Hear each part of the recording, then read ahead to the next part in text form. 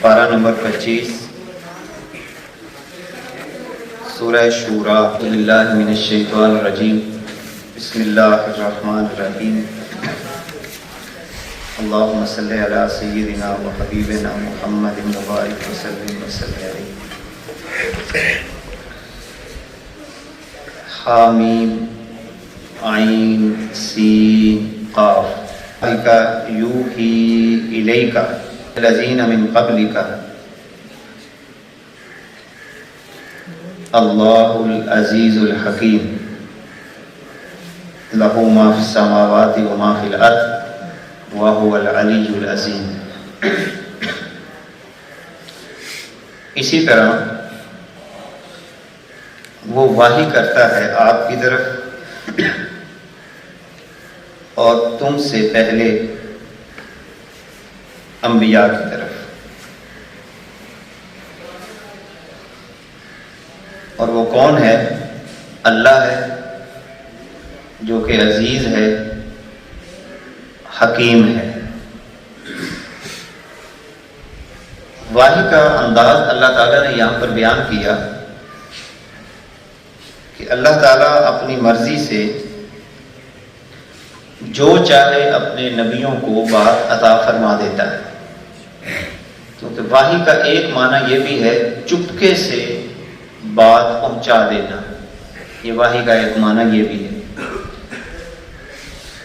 چونکہ اللہ تعالیٰ نبی کریم صلی اللہ علیہ وسلم کو بہت ساری ایسی باتیں جو کفار و مشرکین کی خفیہ بھی ہوتی تھیں، اللہ تعالیٰ حضور علیہ الصلوۃ والسلام کو عطا فرما دیتا، تو پھر بہت ساری باتیں وہ یہاں پر کرتے۔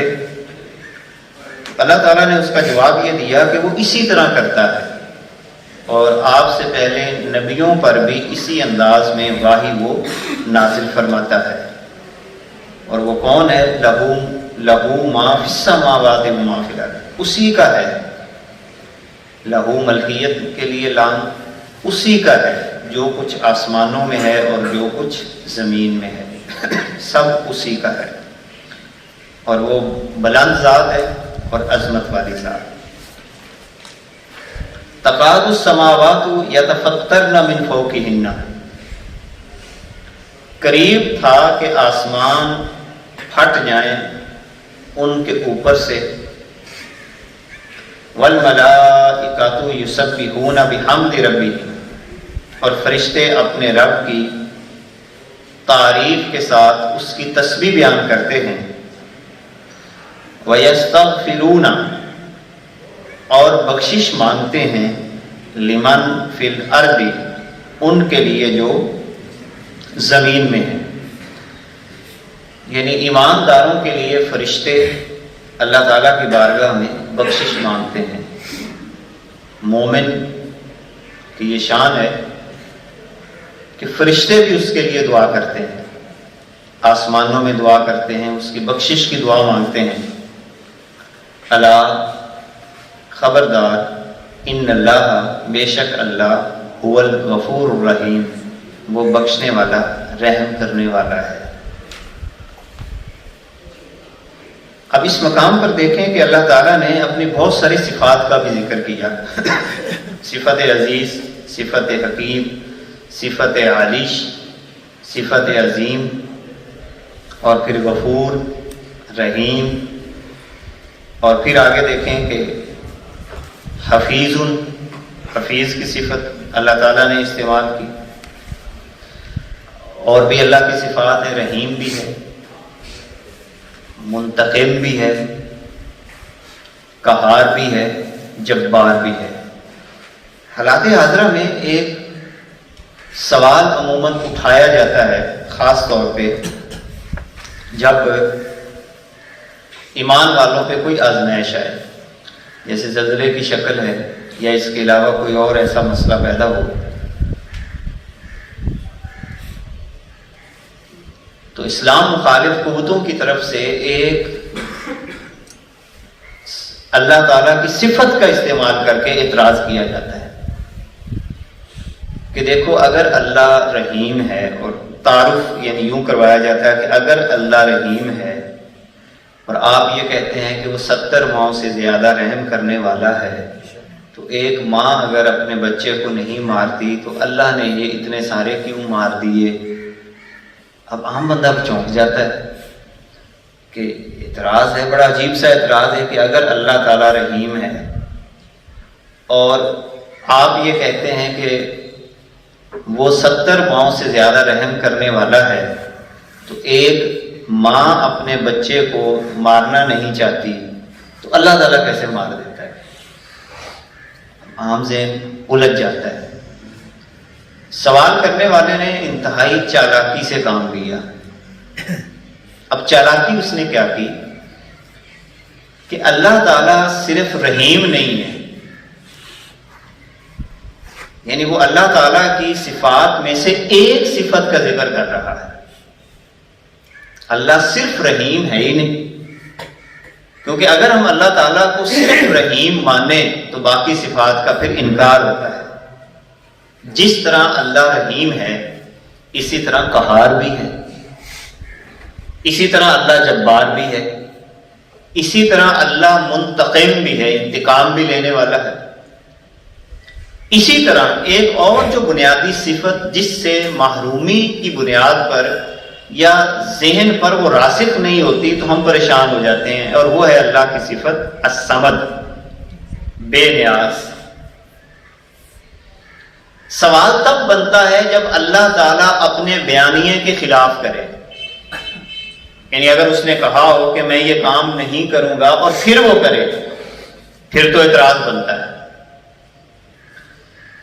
یہی وجہ ہے کہ اس وقت جو ایمانیات کی کمزوریوں میں سے ایک کمزوری امت مسلمہ کے نوجوانوں میں یہ ہے کہ وہ اللہ تعالیٰ کا جو ساتھ تعلق ہے ہمارا ایمان کے حوالے سے، ایمان میں اللہ کی ذات بھی ہے اور اللہ کی صفات بھی ہے، اور اللہ تعالیٰ کو صفات کے تقاضوں کے مطابق ماننا اور عقیدہ رکھنا یہ اصل میں ایمان ہے۔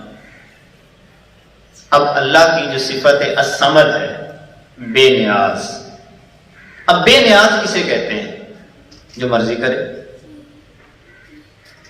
جو مرضی کرے۔ پنجابی کا ترجمہ شوکت صاحب نے، جن کسی کی بھن کوئی نہ ہو، ان کسے وہ کسی کا جواب دہ نہیں ہے، چیز اس کی ہے۔ اوپر اس نے کیا فرما دیا؟ لہو ما فی السماوات و ما فی الارض، اور پھر باقی جگہوں کو کیا کہتا ہے؟ لہو ملک السماوات والارض۔ جب اس کا بیانیہ یہی ہے کہ یہ میری چیز ہے، میں اس کو توڑوں، میں اس کو جو مرضی کروں،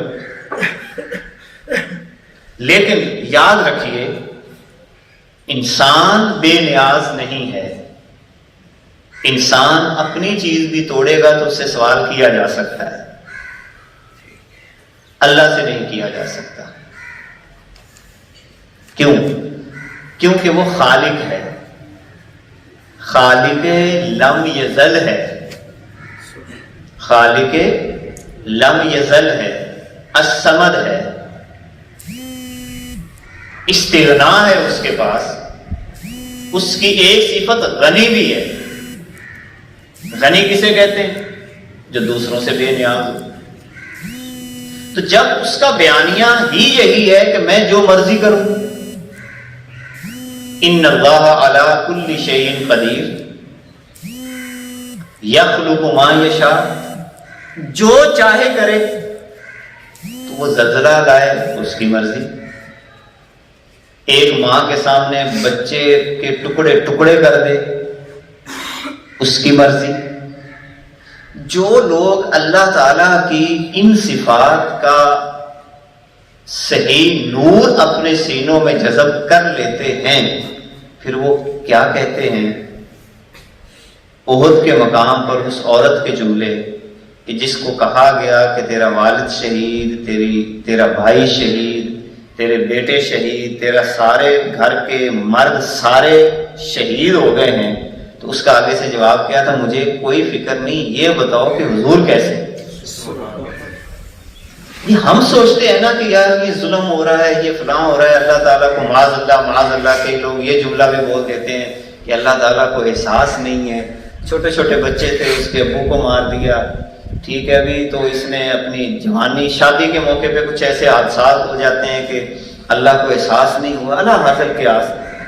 بہت سارے جملے یہ وہ لوگ بولتے ہیں کہ جو اللہ تعالی پر ایمان کے تقاضے کو پورا نہیں کر رہے. لہذا یہ عقیدہ اپنا مضبوط کریں اور اس طرح کے سوالات جو ہمارے ہاں سوشل میڈیا کے اوپر فیس بک ہے، واٹس ایپ یا اس کے علاوہ ٹویٹرز کے اوپر بہت سارے افراد اس طرح کے جو ملحدین ہیں وہ سوالات اٹھاتے ہیں، تو ایک جواب مشترکہ آپ ذہن میں رکھیں. جب بھی کوئی سوال کرے آپ سے تو آپ سب سے پہلے سوچیں کہ کیا یہ سوال بھی درست ہے یا نہیں. یا تو اللہ تعالیٰ اپنے بیانیے کے خلاف کر رہا ہو تو پھر آپ اس سوال پہ غور کریں، کیا اللہ تعالیٰ نے بیانیہ اس کے الٹ دیا تھا؟ پھر تو سوال بنتا ہے. مثلا ایک بندہ کہے کہ دیکھو ماں اگر بچے کو بھوکا نہیں دیکھ سکتی تو اتنے لوگ بھوکے کیوں مر رہے ہیں؟ اب سوال یہ پیدا ہوتا ہے کہ کہیں اللہ تعالیٰ نے یہ بیانیہ دیا ہے یا وہ اپنے بیانیے کے مطابق کر رہا ہے؟ تو وہ تو بیانیے کے مطابق کر رہا ہے. والا نبلونکم بشیء من الخوف والجوع ونقص من الاموال والانفس والثمرات، ہم ضرور تمہیں آزمائیں گے، کبھی بھوک سے، کبھی پیاس سے، کبھی دکھ سے، کبھی سکھ سے. اور وہ ساری باتیں وہاں پہ کی اللہ تعالیٰ نے مال کی کمی سے، اولاد کی کمی سے. تو بیانیہ ہی اس کا یہی ہے. تو جب وہ اپنے بیانیے کے مطابق کر رہا ہے تو پھر مسئلہ کس چیز کا ہے؟ تو لہٰذا اللہ تعالیٰ کو یہ صفات چونکہ یہاں پر دو چار آئیں تو میں نے مناسب سمجھا کہ آج کل کے جو حالات حاضرہ کے اندر یہ سوال عموماً کر دیا جاتا ہے اور ہم پریشان ہو جاتے ہیں. اللہ تعالیٰ کوئی چیز اپنے بیانیے کے خلاف نہیں کرتا، ہر چیز کرتا ہے اپنے بیانیے کے مطابق. پھر اس کے بعد اللہ تعالیٰ یہ فرما رہا ہے وَالَّذِينَ اتَّخَذُوا مِن دُونِهِ أَوْلِيَاءَ، جو لوگ اللہ کے علاوہ کسی اور کو اپنا معبود مانتے ہیں. اللہ حفیظ علیہم، اللہ کی نگاہ میں ہے، اللہ جانتا ہے. جو اللہ کے علاوہ کسی اور کو اپنا معبود مانتے ہیں وہ اللہ کی نگاہ میں ہے. وما انت علیہم بوکیل، اور اے محبوب آپ ان کے ذمہ دار نہیں ہیں. انتہائی عام جملہ، انتہائی عام جملہ. کیا مطلب؟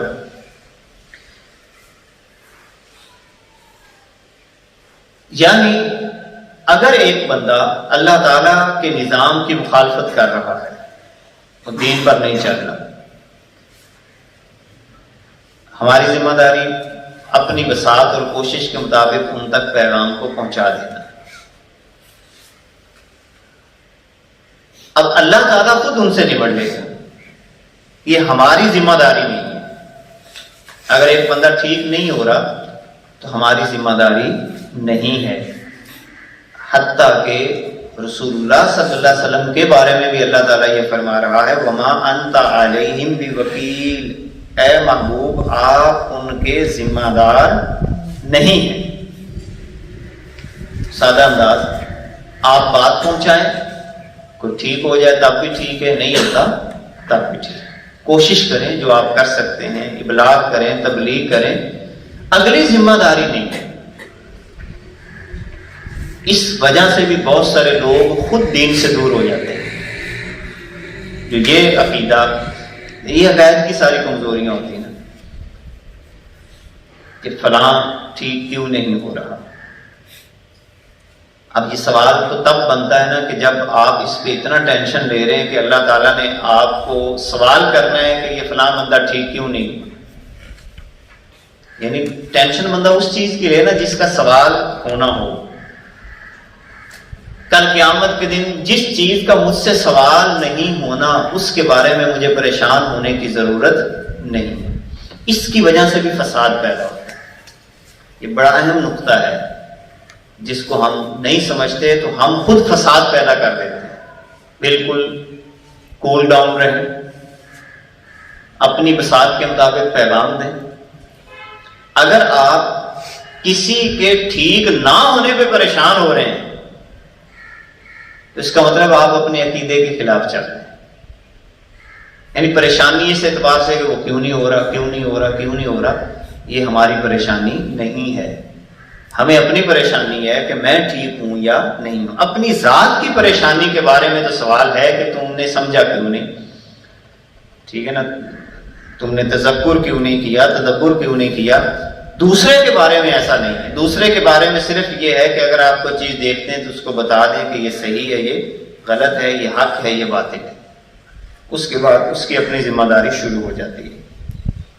وَكَذَلِكَ، اور اسی طرح اوحینا الیک قرآنا عربیا، اے محبوب ہم نے آپ کی طرف قرآن کو اتارا، وحی کی، لتنذر ام القری، تاکہ آپ ڈر سنائیں ام القری، ام القری کو، سب شہروں کی اصل یعنی مکہ. ام القری کا لفظ یہاں پہ استعمال کیا گیا. ام القری اس بستی کو کہتے ہیں جو تمام بستیوں میں ایک مرکزی حیثیت رکھتی، اسے کہا جاتا ہے ام القری.